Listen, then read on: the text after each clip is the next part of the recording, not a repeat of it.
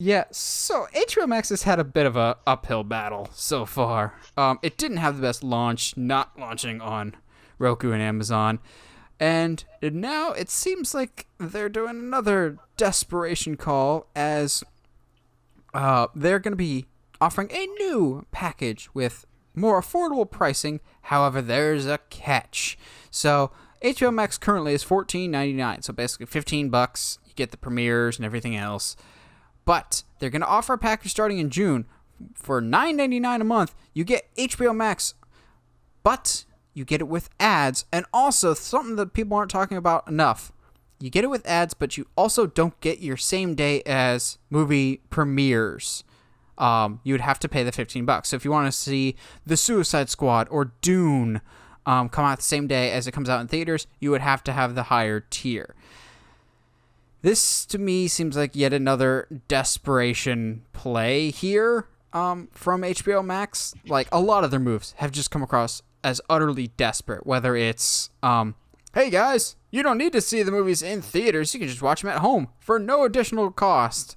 It doesn't matter if we pissed off every single director that's ever existed doing this. It's best for us.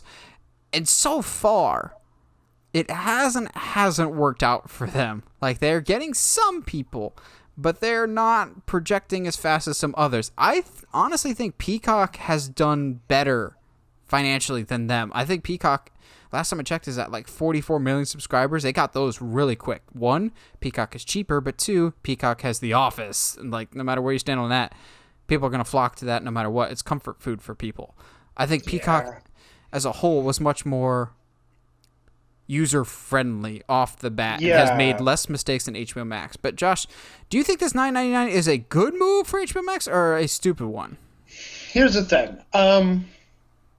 HBO Max is like Hulu in that the interface can be very difficult to navigate.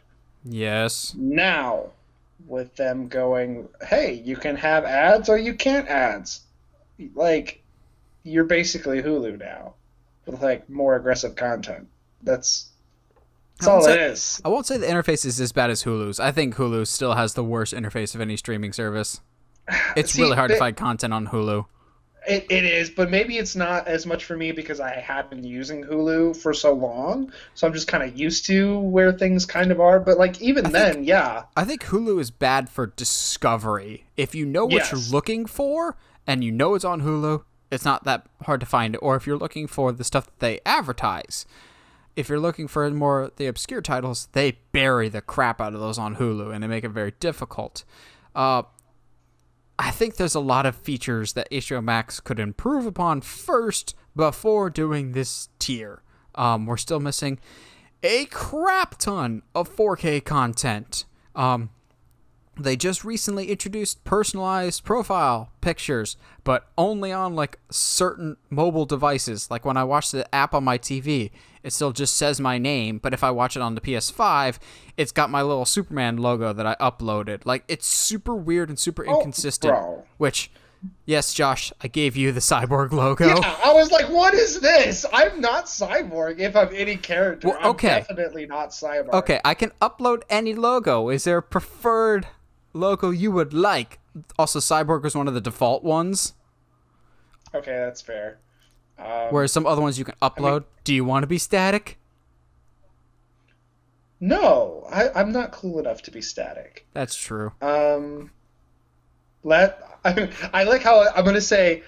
I'm not cool enough to be static. Make me Kratos. I'll make you this Kratos, the Kratos that you're on the show here. Yeah. But okay, just off the cuff, Josh, if you were in charge of Warner Brothers and you were tasked with how do we get people to sign up for HBO Max, or quote unquote, how do we fix this? What are you doing with it?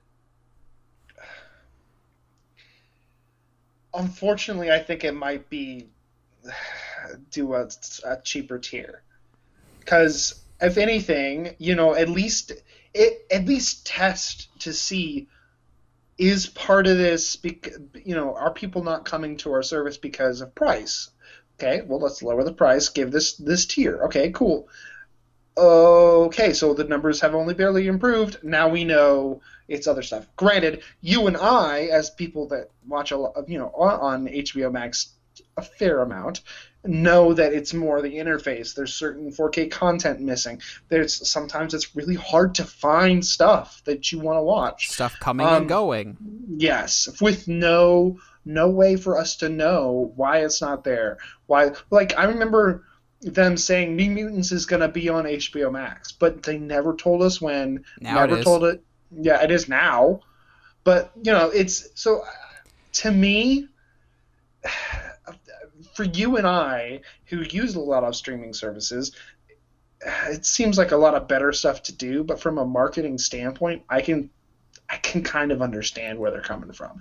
It's not the best idea, but I mean it's cheaper. I still think the number one problem that HBO Max has had from its inception, and it's an issue that they've waited too long to address, and I think it's one of the biggest problems for them. It comes down to the name. The name is confusing to a lot of people. Of like, some people had HBO. Those people get transported and they get HBO Max now. Like, they get lumped into that. But a lot of people that didn't have HBO are just going, well, I didn't have HBO before. Well, how is this any different than that? How is that different than HBO Now or HBO Go?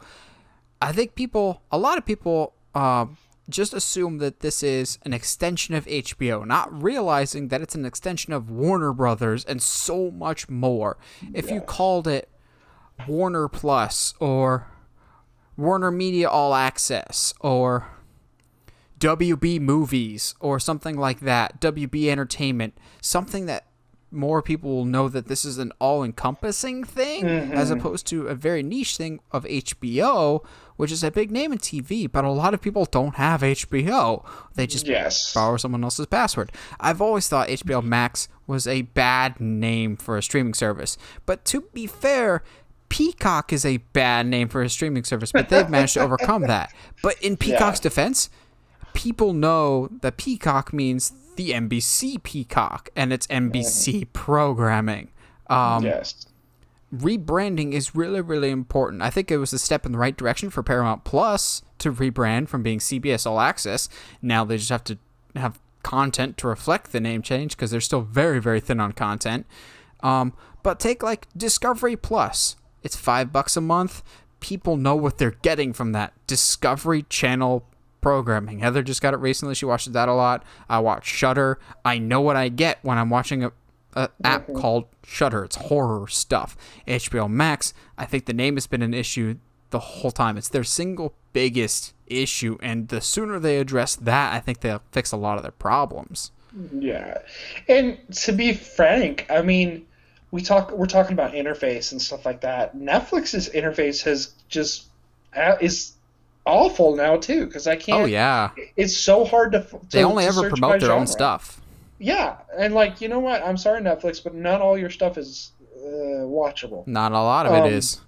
No. So, yeah, it's HBO Max is in a weird spot. I think sometimes we just put them under a microscope because they're the ones that screwed over a bunch of directors and production companies. So, I mean, I don't know, man. Justify your actions,